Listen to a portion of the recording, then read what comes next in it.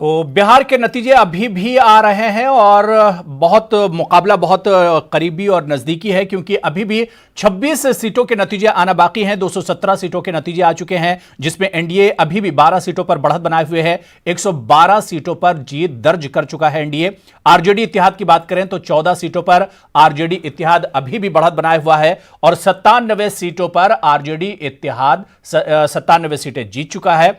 यानी कुल मिलाकर अगर बात की जाए तो अभी भी 26 सीटों के नतीजे आने वाले हैं। क्या ये 26 सीटें कोई बड़ा उलटफेर करेंगी, यह देखना भी बहुत अहम हो जाता है। इसके अलावा 217 सीटों के नतीजे आ चुके हैं, 26 सीटों पर अभी भी नतीजे आना बाकी हैं। आरजेडी ने बाकायदा इसे लेकर नाराजगी जाहिर की है। आरजेडी का कहना है कि नीतीश कुमार अब आखिर में कुछ उलटफेर करने के लिए कुछ चीजों में धांधली कर रहे हैं और सीएम हाउस में बैठकर वो इंतजामिया को कुछ इस तरह के मैसेज दे रहे हैं, कुछ इस तरह के पैगाम दे रहे हैं जिससे कुछ गड़बड़ी हो सकती है। यह अंदेशा जाहिर किया है आरजेडी ने, बाकायदा आरजेडी ने इसे लेकर ट्वीट भी किया है। लेकिन सवाल ये उठ रहा है कि ये 26 सीटें जो आखिर की 26 सीटें हैं जिन पर नतीजे आने वाले हैं, ये बहुत अहम हो जाती हैं बिहार के तमाम नताइज को लेकर, बिहार के सियासी मुस्तकबिल को लेकर और बिहार की सियासी सूरत हाल को लेकर। ये 26 सीटें बहुत अहम होंगी। किसके खाते में 26 सीटें जाएंगी, क्या ये बड़ा उलटफेर करेंगी, इस पर भी हम बात करेंगे। मेरे साथ डिबेट में बहुत खास मेहमान ब्रेक पर जाने से पहले ही जुड़े हुए हैं। मैं ब्रेक के बाद काशिफ यूनुस साहब आपके पास आना चाहूंगा। काशिफ साहब, मैं एक चीज यहां पर समझना चाह रहा हूं कि बीजेपी की जो इतनी शानदार यहां पर जीत हुई है, जितनी ज्यादा यानी सिंगल लार्जेस्ट पार्टी बनकर एक तरह से बीजेपी उभर रही है बिहार के इस चुनाव में, मैं सिर्फ यह समझना चाह रहा हूं कि बिहार में बीजेपी की इतनी बड़ी जीत कैसे मुमकिन हुई। क्योंकि अगर बिहार में हम बात करें तो आरजेडी जेडीयू रिवायती पार्टियां हैं और बिहार के पॉलिटिक्स का जो तरीका है उसे अगर हम देखें तो कास्ट बेस्ड पॉलिटिक्स बिहार में होती है और बीजेपी का जो तरीका है कि वो रिलीजियस बेस्ड पॉलिटिक्स करती है। तो किस तरह से मुमकिन हुआ बिहार में बीजेपी का कदम जमाना?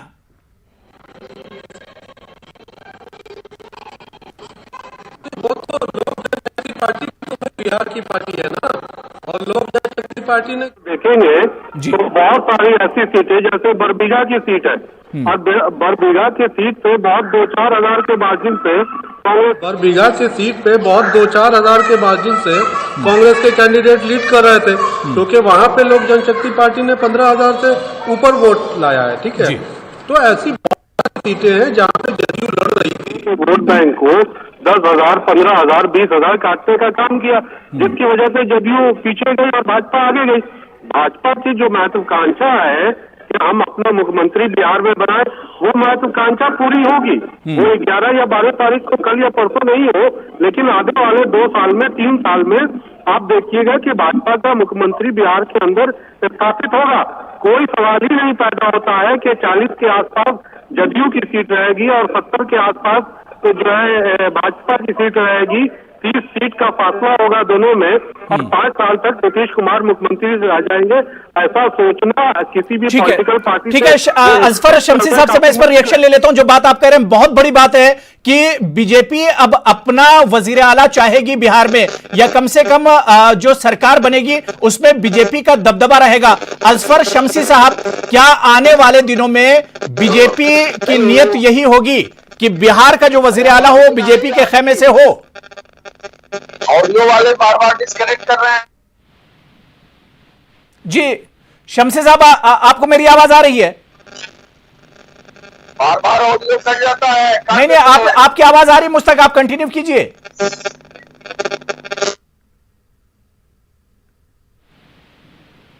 ठीक है, मैं सरवत फातिमा जी आपके पास आना चाहूंगा। इस इशू पर हम आगे बात करेंगे, जैसे ही असफर शमसी साहब जुड़ेंगे इस पर बात करेंगे। जो बात काशिफ साहब कह रहे थे कि अब यहां से नियत भी बीजेपी की बदल सकती है, इस पर भी हम बात करेंगे।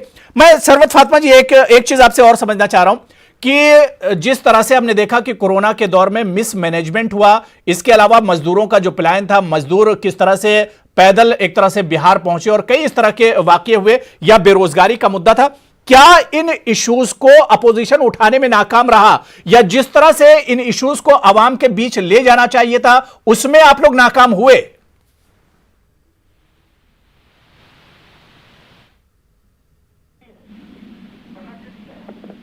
सरवत जी, मुझे सुन पा रही हैं आप? खालिद अनवर साहब, खालिद अनवर साहब, मुझे सुन पा रहे हैं आप? खालिद अनवर साहब, मेरी आवाज आ रही है आप तक? जी आ रही है, जी। खालिद अनवर साहब, हमारे साथ एक जो मेहमान, जो गेस्ट बैठे हुए हैं, काशिफ यूनुस साहब, उन्होंने कहा कि जिस तरह की तस्वीर अब बिहार में उभर रही है, खासतौर से एनडीए में बीजेपी की जितनी सीटें हैं और जेडीयू की जितनी सीटें हैं, यानी कहीं ना कहीं बीजेपी की सीटें बहुत ज्यादा हैं जेडीयू के मुकाबले में। अगर देखा जाए तकरीबन 30 सीटों का फर्क होगा। ऐसे में अब नियत भी बीजेपी की बदल सकती है। आने वाले दिनों में बीजेपी यह भी डिमांड कर सकती है कि हमारा वजीर आला हो, हमारा सीएम हो।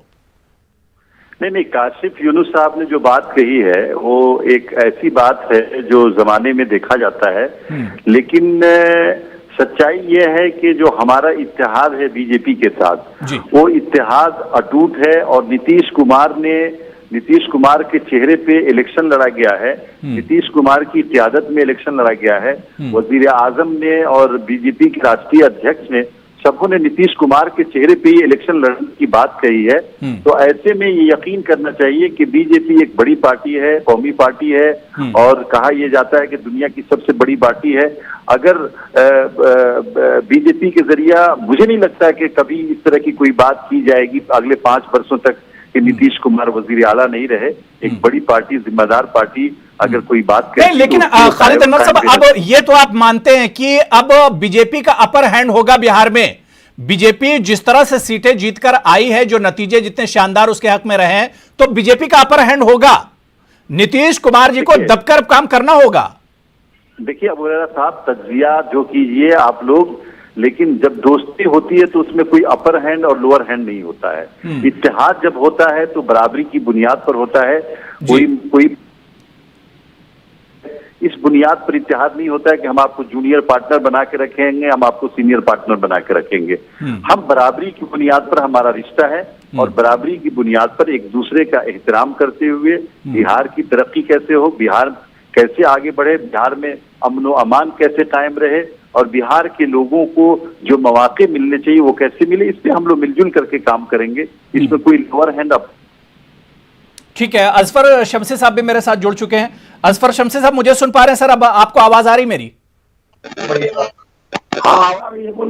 ठीक है, असफर शमसी साहब, मैं ये कह रहा हूं कि अभी तक तो बिहार में हमने देखा कि बीजेपी का नायब वजीर आला हुआ करता था, डिप्टी सीएम हुआ करता था, लेकिन जितने अच्छे नतीजे आए, क्या हम ये मानकर चलें कि आने वाले दिनों में बीजेपी का भी सीएम होगा बिहार में? देखिए, पूरे देश में भारतीय जनता पार्टी की 1.5 दर्जन रियासतों में हमारी डायरेक्ट हुकूमत है, और बहुत सारी जगह हम गठबंधन में हैं। तो नेचुरल है कि हमारा स्ट्राइक रेट भी अच्छा रहा है, बिल्कुल, और हमारे कार्यकर्ता भी चाहते हैं। लेकिन हम जब गठबंधन धर्म का पालन करते हैं तो हम उस पर अमल करते हैं। और जब हमारे टॉप लीडर्स ने पहले ही ये कह दिया कि भाई चेहरा बिहार के मुखिया नीतीश कुमार जी होंगे, तो फिर इसमें कोई इफ एंड बट की बात नहीं है। नहीं, चेहरा नीतीश कुमार थे और अपनी ही पार्टी के लिए वो सीटें नहीं जीत पाए। चेहरा नीतीश कुमार थे, लेकिन अपनी पार्टी को उस तरह से 2015 की तरह से जीत नहीं दिला सके। सिर्फ वो चेहरा नहीं थे, पूरे देश के चेहरा नरेंद्र मोदी जी हैं, और बिहार में भी नरेंद्र मोदी जी। मैं तो यही बात कह रहा हूं, जो बात आप शमसी साहब कह रहे हैं कि बड़ा जो चेहरा था वो नरेंद्र मोदी जी का था। मोदी जी वजीर आजम साहब का अहम चेहरा तो बिहार में वही थे, उन्हीं के नाम पर इतने वोट मिले हैं। आज एनडीए की जो शानदार जीत हो रही है वो नरेंद्र मोदी की वजह से हो रही है। भाई मैं क्या कह रहा हूं कि मोदी हैं तो मुमकिन है, वो देश के नेता हैं, और बिहार में हमारे टॉप लीडर्स ने कह दिया कि हम बिहार के मुखिया नीतीश कुमार को ही जो है हम आगे कर करके चुनाव लड़ेंगे। तो जब इसमें इफ एंड बट कहाँ है, तो इसको किसी दूसरे नुक्ते नजर से देखना मुझे लगता है कि इसका कोई मतलब नहीं है। जब नीतीश जी बिहार के चेहरा हैं, और जब हम देश को, भारत को आत्मनिर्भर की बात करते हैं, बिहार के आत्मनिर्भर की बात करते हैं, तो नेचुरली जब देश के अंदर जो विकास हो रहा है, तो बिहार में जो डबल इंजन सरकार है, बिहार में भी नीतीश जी बखूबी उसका इम्प्लीमेंटेशन कर रहे हैं, और बिहार की आवाम ने डेवलपमेंट को ही फोकस माना है। और मैं पूरे यकीन के साथ कहूंगा कि ये जो नेक आप दिखा रहे हैं, बिहार में एनडीए की ही सरकार बनेगी। ठीक है, ठीक है। अभी भी 24 सीटों पर नतीजे एक तरह से आने वाले हैं और इसमें अगर कहीं कोई उलटफेर नहीं होता है तो एनडीए के लिए राह आसान हो सकती है। सरवत फातिमा जी, मुझे सुन पा रही हैं आप? जी सरवत जी, जिस तरह के नतीजे आ रहे हैं ऐसे में लग रहा है कि महागठबंधन से कहीं बहुत बड़ी चूक हुई है। मेरा सवाल यह था कि कोरोना के दौर में सरकार से जो मिसमैनेजमेंट हुआ, इसके अलावा जो डेवलपमेंट या बेरोजगारी का जो बड़ा इशू था, क्या आवाम के बीच में महागठबंधन इन इश्यूज को लेकर नहीं जा पाई या इन इश्यूज पर फोकस नहीं कर पाए आप लोग?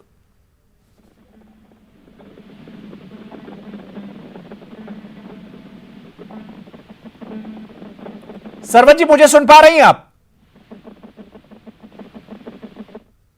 खालिद अनवर साहब, अब जहां से मैं टैली में नतीजे देख पा रहा हूं, जो बढ़त बनी हुई है, ऐसे में अगर यही 11 सीटें जिस पर एनडीए की बढ़त है, ये 11 सीटें भी एनडीए जीत लेता है तो 124 सीटें हो जाएंगी। मतलब सरकार बनना एक तरह से सरकार आसानी से बन सकती है। लेकिन सरकार बनने के बाद चुनाव में जो वादे किए गए हैं, जो अपोजिशन ने जो चीजें उठाई थी, क्या उस पर अब सरकार फोकस करेगी, उस पर काम करेगी? बिहार फर्स्ट और बिहारी फर्स्ट को बिहारी को फर्स्ट किया जाएगा? नहीं, देखिए, हमारे यहाँ नारे कम होते हैं, काम आता है। एनडीए सरकार जो नारे ज्यादा, तेजस्वी यादव जी ने कहा कि पहली कैबिनेट में हम 10 लोगों को भी देंगे, हम लोगों ने 3.5 लोगों को नहीं है, दुनिया भी देंगे। लेकिन हमारा एजेंडा भारत की मजबूती तरक्की है। हमारा एजेंडा किसी को लुभाना, किसी को भड़काना, किसी दबाना, समाज में तफरीक पैदा करना नहीं है। एनडीए का एजेंडा 7 निश्चय पे हमें कहा और बहुत सारा काम हुआ है और फिर 7 निश्चय हम लेके आए हैं। नीतीश कुमार उससे काम करेंगे, बिहार के हर की तरक्की होगी, बिहार में अमन अमान होगा। एक बात असफर शमसी साहब बहुत अच्छी थी कि बिहार का इलेक्शन डेवलपमेंट पे हुआ है। बहुत कोशिश की महागठबंधन ने कि इस बात से इधर उधर घुमाने की कोशिश की जाए और महागठबंधन के कुछ लोगों को गुमराह भी किया और तरह तरह की चीजें लेकर के आए। लेकिन एनडीए ने, आपने देखा होगा, कि भाई हमने अगर काम किया है, अगर हमारे एनडीए ने काम किया, हमारी सरकारों ने काम किया, तो अब हम वोट दीजिए। लोगों ने ये मंडेट दिया कि हमारे और हम लोग को उम्मीद है कि जो तरक्याती काम बाकी रह गए हैं, जो जिसकी रफ्तार और तेज होनी है, वो की जाएगी और बिहार आगे तरक्की करेगा। बिहार के लोगों को सारे मौके मिलेंगे और इंडस्ट्रीज भी आएंगी और साथ निश्चय से काम भी होगा। नहीं, बिल्कुल खालिद अनवर साहब, एनडीए सरकार बनाती है, नीतीश कुमार जी फिर से चौथी बार रिकॉर्ड तोड़ अगर वजीर आला बनते हैं, लेकिन क्या ये मायूसी एक नहीं रह जाएगी कि 115 सीटों में जेडीयू और नीतीश कुमार जी सिर्फ 40 सीट जीतकर आते हैं? देखिए अबू हुरैरा साहब, मैंने पहले ही अर्ज किया कि हर पार्टी तज्जिया करती, चाहे वो 1 सीट हारे या 20 सीट हारे। पार्टियों का काम होता है इलेक्शन के बाद तज्जिया करने का कि हमसे कहाँ चूक हुई, हम क्यों इतनी कम सीटों पे रह गए। हम लोगों का अंदाजा था लॉकडाउन से पहले और हम लोगों का ये तज्जिया था कि हम लोग एनडीए 200+ सीटों पे जीतेंगे। लेकिन एकदम से ऐसा क्यों हुआ कि इतनी कम सीटों पे सिमट करके रह गए? हमारी जीत इतनी बड़ी नहीं हो सकी जितनी बड़ी होनी चाहिए थी और खासतौर से जनता दल यूनाइटेड की सीटें कम हुई। बहरहाल ये तज्जिए का मौजू है और ईमानदारी से इस पर तज्जिया किया जाना चाहिए। हम क्यों नहीं अपने वोटर्स को अपने बहुत करीब ला सके, या कौन लोग हैं जिन लोगों ने साजिश की है और हमारे वोटर्स जो है ना उनके चक्कर में आगे। बहरहाल ये सब चीजें हैं, इस पर तो तज्जिया होगा ही। लेकिन अभी खुशी का वक्त है कि एनडीए की सरकार बनने जा रही है, नीतीश कुमार चौथी मर्तबा वजीर आला बनने जा रहे हैं और बिहार के लोगों ने मैंडेट दिया है नीतीश कुमार को, तो इंशाल्लाह सरकार बनेगी और काम होगा। बिल्कुल। असफर शमसी साहब, मैं आपके पास आना चाहूंगा। सर, जब बिहार के लोग आपका दिल खोलकर इस्तकबाल कर रहे हैं, तकरीबन 70 से ज्यादा सीटें बीजेपी की आ रही हैं, इस बार इंतखाबात में बीजेपी जीतकर आ रही है, क्या अब ये एक जिम्मेदारी वजीर आजम नरेंद्र मोदी साहब और सरकार, मरकजी सरकार की नहीं बनती है कि जिस शर्त पर नीतीश कुमार आए थे कि बिहार को खुसूसी दर्जा दिया जाए, स्पेशल स्टेटस, क्या अब वो मानकर चला जाए कि सेंटर की तरफ से ये तोहफा बिहार के लोगों को मिलेगा? देखिए, ऐसा है कि केंद्र सरकार ने तो लाखों रुपये बिहार को दिए और खास करके आप जब देखेंगे तो लॉकडाउन के पीरियड में भी हमारे जो अनऑर्गेनाइज सेक्टर के मजदूर थे उनको छठ तक फ्री भोजन दिया। और लॉकडाउन में भी जिस तरह से काम किया गया, मुझे लगता है कि गरीब मजदूर, खवातीन, सभी लोगों ने उनकी एक्सेप्टेबिलिटी को सुना। और माननीय नीतीश जी ने जो बिहार में खवातीन को खास करके सशक्तिकरण उनका किया, पंचायतों में 50% उनका रिजर्वेशन हुआ। आज हर डिपार्टमेंट में वो है, स्कूलों में साइकिल योजना हो, पोशाक योजना हो, छात्रवृत्ति योजना हो, यानी केंद्र की सरकार बिल्कुल, यानी स्पेशल स्टेटस नहीं देंगे, बाहर से मदद करते रहेंगे। कोरोना के दौर में मदद कर दी, कभी बाढ़ आई तो मदद कर दी, पटना डूबने लगा तो मदद कर दी, लेकिन स्पेशल स्टेटस नहीं देंगे बिहार के लोगों को। देखिए, हम लोग बार बार बिहारी के लिए, बिहार वालों के लिए माननीय नरेंद्र मोदी जी का शुरू से रहा है और उसी का नतीजा है कि हमने बिहार को स्टेबल करने के लिए, बीमारू राज्य से उसको विकसित और विकासशील राज्य बनाने के लिए माननीय नरेंद्र मोदी जी ने बिहार को स्थित किया है। इसको हमको मानना चाहिए। तो हमारा विजन अच्छा है, हमारी सोच अच्छी है। अब बिहारी कहलाना गर्व की बात है, फख्र की बात है। इसलिए अब ऐसा नहीं है कि बिहार के लोग, पहले बिहारी कहलाना शर्म की बात होती थी, लेकिन आज जो बिहारी कहलाना फख्र की बात है, ये डबल इंजन की सरकार ने, केंद्र ने, और मुझे लगता है कि आगे भी हमारे वजीर आजम जिस तरह से डेवलपमेंट के काम को देख रहे हैं, मुझे पूरा यकीन है कि बिहार में विकास और डेवलपमेंट और ज्यादा स्पीड अप होगा और तेजी से होगा। ठीक है, और काशिफ यूनुस भी हमारे साथ जुड़ गए दोबारा से। काशिफ यूनुस साहब, चौथी बार अगर एनडीए की सरकार बनती है तो नीतीश कुमार बिहार के चौथी बार सीएम बनेंगे, मतलब रिकॉर्ड तोड़ चौथी बार वजीर आला होंगे बिहार के। क्या आपको लगता है कि जो कमियां पिछली सरकारों में नीतीश कुमार की रह गई हैं उस पर अब काम किया जाएगा?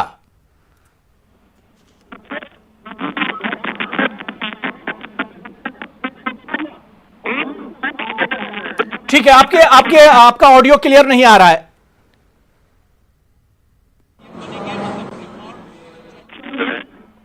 खालिद अनवर साहब मुझे सुन पा रहे हैं? जी बताएं। हाँ खालिद अनवर साहब, मैं ये कह रहा था कि आज नेटवर्क का प्रॉब्लम बहुत ज्यादा हो रहा है, शायद बिहार में खुशियां मनाई जा रही हैं, एनडीए के खेमे में उसका असर भी हो सकता है, लोग इंटरनेट और सोशल मीडिया पर लगे हुए हैं। मैं ये कह रहा हूं कि क्या जो कमियां पीछे रह गई हैं माजी में, उसकी भरपाई अब आने वाले दिनों में होगी? बिहार वाकई में डेवलपमेंट की राह पर अब दौड़ेगा? देखिए, अब हुरैरा साहब, बिहार से आप कितने वाकिफ है मुझे नहीं पता, बिहार आइएगा तो आपको अंदाजा होगा कि बिहार काफी बदल चुका है। पिछले 15 वर्षों में बिहार ने काफी तरक्की की है। अब लेकिन अगर हम मुकाबला करें महाराष्ट्र से, कर्नाटक से या साउथ के किसी स्टेट से, तो उसके मुकाबले में यकीनन हम पीछे हैं, क्योंकि उनकी भी तरक्की की रफ्तार बढ़ रही, पहले से तरक्की याफ्ता है। लेकिन बिहार काफी तरक्की कर चुका है, इंफ्रास्ट्रक्चर के मामले में हो और किसी मामले में हो, एजुकेशन के मामले में हो या लॉ एंड ऑर्डर के मामले में हो। आप देखिए 23वें नंबर पे बिहार का, जो बिहार एक नंबर 2 नंबर पे रहा करता था, 23वें नंबर पे है। तो तरक्की तो की है बिहार ने। नहीं तो बिहार फर्स्ट कब होगा? जो नारा दिया जाता है कि बिहार फर्स्ट, बिहारी फर्स्ट, तो दोनों तो फर्स्ट है नहीं, ये दोनों फर्स्ट कब होंगे? नहीं, बिहार फर्स्ट और बिहारी फर्स्ट का जो लोग नारा दे रहे हैं उनको ये पता नहीं है कि बिहार बहुत पहले दिनों से फर्स्ट है। और फर्स्ट जो आज आप कह रहे हैं ना कि नेटवर्क जाम है, बिहार का हर आदमी सियासी एतबार से फर्स्ट है, सियासी बेदारी उनके अंदर बहुत है। आपने देखा होगा कि बहुत सारे नाबालिग लोग आए सियासी विरासत लेकर के, विरासत में सियासत लेकर के, और जीरो पे आउट होकर के चले गए। निगेटिव पॉलिटिक्स किया, बिहारियों ने उनको रद्द कर दिया। इसी तरह दूसरे लोग लुभाने की कोशिश की, बिहारियों ने उनको रद्द किया। तो बिहारी तो बहुत सारे मामला में फर्स्ट है ही। लेकिन जो 15 साल और कांग्रेस की सरकारों ने, जो लालू यादव की सरकारों ने जो बिहार की तरक्की को एकदम से रोक दी थी, उस तरक्की को रफ्तार देना और तरक्की याफ्ता रियासतों के बिलमुकाबिल खड़ा कर देना कोई आसान बात नहीं है। नीतीश कुमार ने बहुत कोशिश की, बहुत काम किया, और आज देखिए कि बिहार के हर गांव में 24 घंटे बिजली मिल रही, सड़कें हैं, पुल पुलिया है, हॉस्पिटल स्कूलों में सही है। तो ये सब एनडीए की सरकारों का कारनामा नहीं, बिल्कुल। अवाम जब कोरोना के इस दौर में खौफ के साए में लोग वोट करने के लिए निकले हैं और उन्होंने एक बार फिर आपको मौका दिया है, तो ऐसे में तो अब सरकार की जिम्मेदारी बढ़ जाती है कि आवाम के लिए ही पूरा वक्फ कर दिया जाए और आवाम के लिए बढ़ चढ़कर काम किया जाए, डेवलपमेंट के काम किए जाए, बेरोजगारी का जो मुद्दा है उस पर काम किया जाए, सेहत और तालीम पर काम किया जाए। बहुत बिहार में काम करने की अभी भी जरूरत है। मैं काशिफ साहब आपके पास आऊंगा। काशिफ साहब, क्या लग रहा है कि अब जो नई सरकार बिहार के लिए आएगी वो वाकई में बिहार की काया पलट देगी? देखिए जो नई सरकार आएगी उस सरकार में फिलहाल तो अपनी छवि को बचाने के लिए भाजपा नीतीश जी को मुख्यमंत्री बनाकर रखेगी, लेकिन काम काज नीतीश जी कैसे चलाएंगे भाई? 70 सीट की पार्टी कामकाज चलाएगी सरकार का, या 40 सीट वाले को परमिशन देगी कि आप अपने हिसाब से चलाइए? बिल्कुल दुगना का फर्क है दोनों अपने हिसाब से चलाइए। बिल्कुल दुगना का फर्क है दोनों की सीटों में। तो ये सवाल ही नहीं पैदा होता है कि नीतीश जी का एजेंडा इस सरकार में चल पाएगा, और नीतीश जी खुद कितने दिनों तक मुख्यमंत्री कंटिन्यू कर पाएंगे, ये भी एक बहुत बड़ा सवाल है। मेरे ख्याल से तो बिहार के लिए यही अच्छा है कि भाजपा अगर अपना मुख्यमंत्री बनाना चाहती है तो नीतीश जी भाजपा को ऑफर दे दें कि भाई आप अपना मुख्यमंत्री बना लो, क्योंकि जो कुछ भी वो मुख्यमंत्री करेगा वो उसके सर आएगा, भाजपा के सर आएगा। लेकिन ये नीतीश कुमार के लिए और जदयू के लिए एक और खतरनाक सिचुएशन है कि नीतीश जी मुख्यमंत्री रहेंगे और बैकडोर से भाजपा सरकार को चलाएगी, और इस सिचुएशन में तो इतनी नाराजगी फिर बढ़ जाएगी। खालिद अनवर साहब, क्या ये सिचुएशन बन सकती है? खड़े हो जाएंगे। जो बात काशिफ साहब कह रहे हैं, क्या वाकई में इस तरह की तस्वीर बनेगी? बिहार में इस तरह की तस्वीर भी बन सकती है? नहीं, काशिफ भाई जो कह रहे हैं वो बिल्कुल, इसका मतलब यह है कि वो नीतीश कुमार को जानते नहीं है।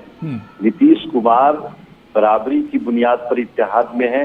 नीतीश कुमार कभी अपने प्रिंसिपल से, अपने उसूल से समझौता नहीं करेंगे। नीतीश कुमार अपनी शर्तों पे सरकार चलाएंगे। एनडीए की जो सरकार चल रही थी वो एनडीए बाहमी मुफाहमत की सरकार थी, ऐसा नहीं कि किसी के वर्चस्व की सरकार थी। और एनडीए के हमारे इत्तेहादी भारतीय जनता पार्टी के सभी सीनियर लीडर और हमारे पार्टी के ठीक है खालिद अनवर साहब, अभी मैं ट्वीट देख रहा था, अभी एक ट्वीट आया है आरजेडी की तरफ से कि जो बची हुई सीटें हैं 24 सीटें हैं, इस पर नीतीश कुमार जी अभी इंतजामिया पर दबाव डालकर कुछ हेरफेर करने की कोशिश कर रहे हैं। अब इस तरह का इल्जाम भी लग रहा है। आखिर नतीजे आने में इतनी देर क्यों लग रही है खालिद अनवर साहब? क्या वजह हो सकती है इसकी? देखिए, तकरीबन 50% बूथ बढ़ा दिए गए थे, और 50% बूथ बढ़ने का मतलब ये कि जो काउंटिंग पहले 24 राउंड की होती थी, अब वो काउंटिंग हो गई। एक होता है, दूसरी बात ये कि जब क्लोज कंटेस्ट होता है तो दोनों पार्टियों के लोग बार बार गिनती, एक ही ईवीएम की बार बार गिनती कराते हैं, उसमें देर होती है। और इस तरह का इल्जाम लगाना, ईवीएम पे इल्जाम लगाना, इंतजामिया पे इल्जाम लगाना, देखिए ये जमहूरियत में, सेहतमंद जमहूरियत की अलामत ये होती है बुहरा साहब कि अपनी हार को तस्लीम कर लेना चाहिए। कल जब एग्जिट पोल का रिजल्ट आया तो मैंने मुबारकबाद दी कि एग्जिट पोल में तेजस्वी यादव जी मुख्यमंत्री बने, उनको मुबारक हो। लेकिन ये इतने बड़े भी लोग नहीं हमारे अपोजिशन के लोग कि अगर नीतीश कुमार और एनडीए यहाँ पे जीत रही है तो उनको मुबारकबाद वो इल्जामात लगाएंगे, वो अपनी हार को तस्लीम नहीं करेंगे। वो ये नहीं कहेंगे कि बिहार के लोगों ने उनके नजरिए को, उनके विचार को और उन्होंने जो वादे किए थे उसको मुस्तरद कर दिया। डेवलपमेंट के नाम पर बिहार के लोगों ने है, नीतीश कुमार का जो तरीका है उसको वोट दिया है और नीतीश कुमार को आगे वजीर आला बनाने के लिए वोट दिया। ठीक है। मैं अजफर शमसी साहब आपके पास आऊंगा। अजफर शमसी साहब, जिस तरह से बिहार के लोगों ने वोट किया है और बीजेपी के लिए निकल कर आए हैं, जितनी शानदार जीत और नतीजे बीजेपी के लिए, क्या आपको नहीं लगता है कि बीजेपी की और मरकजी सरकार की अब एक बहुत बड़ी जिम्मेदारी बन जाती है कि बिहार में डेवलपमेंट को लेकर, बेरोजगारी को लेकर, हेल्थ और एजुकेशन को लेकर, इस पर अब मरकजी सरकार भी मदद करे, नीतीश कुमार सरकार या अगली जो सरकार बनेगी? यकीनन केंद्र की सरकार ने, सेंटर की गवर्नमेंट ने पहले भी बिहार को काफी मदद किया है, पैकेज दिया है, और बिहार को तरक्की की राह पर, चाहे वो एजुकेशनली हो या हेल्थ हो या नौकरियां हो, यानी पुल पुलिया हो, रोड हो, सड़क हो, कनेक्टिविटी हो, और एलईडी लाइट हो, और जनधन योजना हो, किसान सम्मान निधि हो, यानी इतनी है कि एक बहुत बड़ी लकीर है और उसको और आगे बढ़ाने की जरूरत है। मुझे लगता है कि डेवलपमेंट को बिहार की आवाम ने भी कबूल किया है, और जिस तरह से डेवलपमेंट डबल इंजन की सरकार ने किया है, केंद्र की नरेंद्र मोदी सरकार और बिहार की नीतीश कुमार सरकार। मुझे यकीन है कि आगे भी, और ये जो कोऑर्डिनेशन है, ये जनता दल यू से आज का हमारा गठबंधन नहीं है, गठबंधन बहुत पुराना है। हमारे टॉप लीडर्स पहले कह चुके हैं कि बिहार के मुखिया नीतीश कुमार होंगे, लेकिन राजनीति संभावनाओं का विषय है, विश्लेषण का विषय है, इसलिए हम उससे भी इनकार नहीं कर सकते। लेकिन हमारे टॉप लीडर्स ने पहले कह दिया है कि संख्या बल कुछ भी हो, बिहार में नीतीश जी मुख्यमंत्री हो। ठीक है, ठीक है। इस वक्त असदुद्दीन अवैसी प्रेस कॉन्फ्रेंस कर रहे हैं, सीधे लिए चलते हैं। MIM पार्टी को बिहार की जनता ने ना सिर्फ अपने वोटों से बल्कि अपनी मोहब्बतों से इतना नवाजा कि मेरे पास अल्फाज नहीं है कि कैसे मैं उनका शुक्रिया अदा कर सकूं। मगर मैं सबसे पहले अल्लाह सुब्हाना व तआला का शुक्रिया अदा करता हूं कि अल्लाह के फजल व करम से मजलिस इत्तेहादुल मुस्लिमीन को एक तारीख़ी कामयाबी बिहार में मिली है। मैं साथ ही साथ जो हमारे बिहार प्रदेश के अध्यक्ष हैं जनाब अख्तरुल ईमान साहब का और जनरल सेक्रेटरी आफ्ताब साहब का, आदिल साहब का और तमाम बिहार के मेरे पार्टी के ज़िम्मेदारों का शुक्रिया अदा करता हूं कि उनकी बड़ी सख्त जिद्दोजहद और मेहनत रही और उसी मेहनत का नतीजा रहा कि आज हमको एक बहुत बड़ी कामयाबी हासिल हुई। साथ ही साथ में हमारे जो MIM पार्टी के ऑब्जर्वर जनाब माजिद साहब, जो हैदराबाद के साबिक़ा मेयर रहे हैं, जो पिछले 5 साल से रेगुलर बिहार को जा रहे हैं और अख्तरुल ईमान साहब के साथ उन्होंने पार्टी को मजबूत किया है, मैं उनका और जो हैदराबाद से, महाराष्ट्र से इम्तियाज़ जलील साहब आए, डॉक्टर गफ़ार क़ादरी, सैयद मोइन, फ़िरोज़ लाला और उत्तर प्रदेश से हमारे शौकत साहब, ये तमाम लोग वहाँ पर आकर कई दिन 20 दिन कैंप किए, मेहनत किए, इनका भी मैं शुक्रगुज़ार हूँ। मैं इस मौके पर जनाब कुशवाहा साहब का, बहन मायावती का, देवेंद्र यादव साहब का, राजभर साहब का भी शुक्रिया अदा करता हूँ कि हम लोग उनके साथ ग्रैंड डेमोक्रेटिक सेकुलर फ्रंट बनाए, हमने साथ इलेक्शन लड़ा। और मैं सीमांचल की जनता का दिल की गहराइयों से उनका शुक्रिया अदा करता हूँ कि उन्होंने मजलिस के उम्मीदवारों को कामयाब किया। और मैं उनको तयक़ुन देना चाहता हूँ कि हमने हमेशा इस बात को कहा है कि जब हमने बिहार में अपनी सियासी सफ़र का आगाज़ किया तो हम इस बात का वादा किए थे और आज भी हम ये कह रहे हैं कि हम सीमांचल से इंसाफ कराएंगे। सीमांचल की सरज़मीन पर बसने वालों से पिछले 60 साल से इंसाफ नहीं हुआ। वो ना सिर्फ बिहार बल्कि पूरे भारत का सबसे पिछड़ा इलाक़ा है। इसीलिए सीमांचल से इंसाफ की लड़ाई ये जारी रहेगी और जो हमको सीमांचल की जनता ने हमारे उम्मीदवारों को वहाँ पर विधायक बनाया है, इंशाअल्लाह ताला हम उनके भरोसे पर पूरा उतरने की कोशिश करेंगे।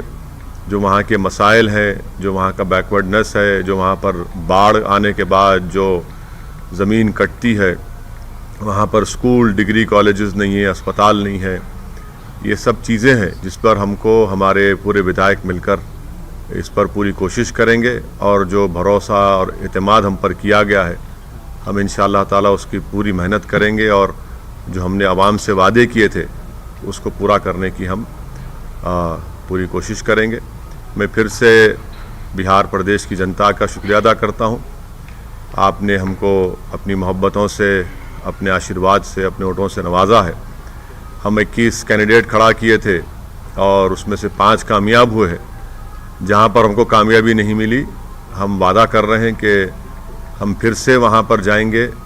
क्यों हमको नाकामी हुई, उसकी क्या वजूहात हैं, उसको हम अपनी कमज़ोरियों को दूर करेंगे और बिहार में हम एक इससे ज़्यादा हम एक बड़ी पॉलिटिकल फोर्स बनने की पूरी कोशिश करेंगे।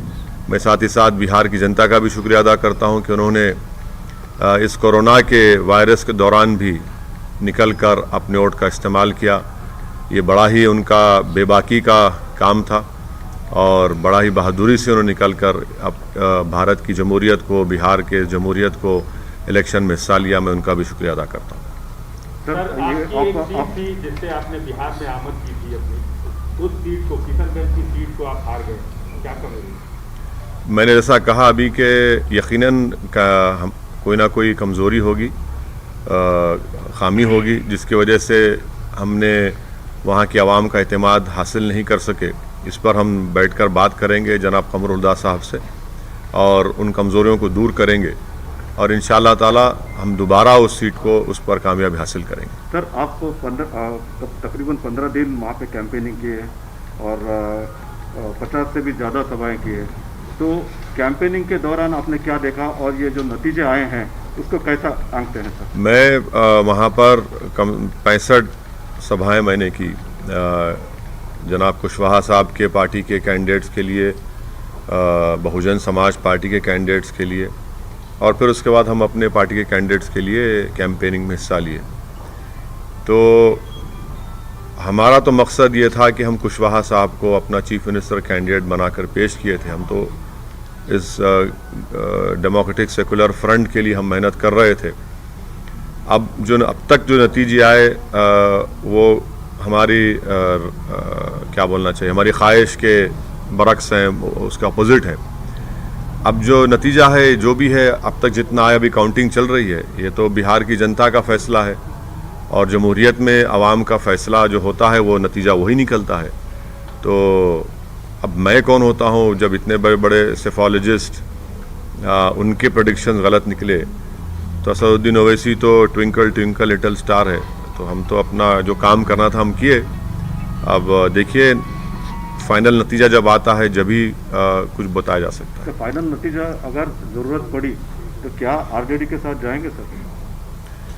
देखिए प्रसाद साहब, हमारी लड़ाई जो है सीमांचल के इंसाफ की लड़ाई रही है और मैंने अभी शुरुआत में ये कहा कि सीमांचल ना सिर्फ बिहार बल्कि भारत का सबसे बैकवर्ड एरिया है और जितनी पार्टीज़ को उनको सत्ता मिली, इख्तदार मिला, उन्होंने सीमांचल से इंसाफ नहीं किया।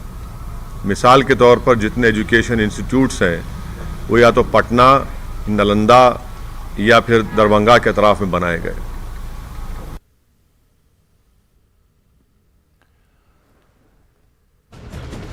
तो एमआईएम सदर असदुद्दीन ओवैसी प्रेस कॉन्फ्रेंस कर रहे थे। उन्होंने सीमांचल के अवाम का शुक्रिया अदा किया, साथ ही साथ बिहार के अवाम का शुक्रिया अदा किया कि कोरोना के इस वबा के दौर में भी बिहार के अवाम ने जमहूरियत के इस जश्न में बढ़ चढ़ कर हिस्सा लिया। उन्होंने सीमांचल के अवाम का शुक्रिया अदा करते हुए कहा कि एमआईएम के 5 उम्मीदवारों को सीमांचल के अवाम ने जीत दिलाई है और सीमांचल के जो भी मसाइल हैं एमआईएम उन मसाइल को उठाती रहेगी, इस पर काम करती रहेगी।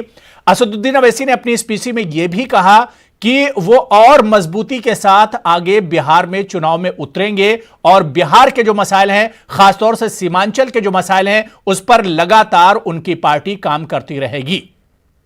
और बिहार में जश्न का माहौल है, आप देख सकते हैं कि किस तरह से बाइक रैली निकल रही है।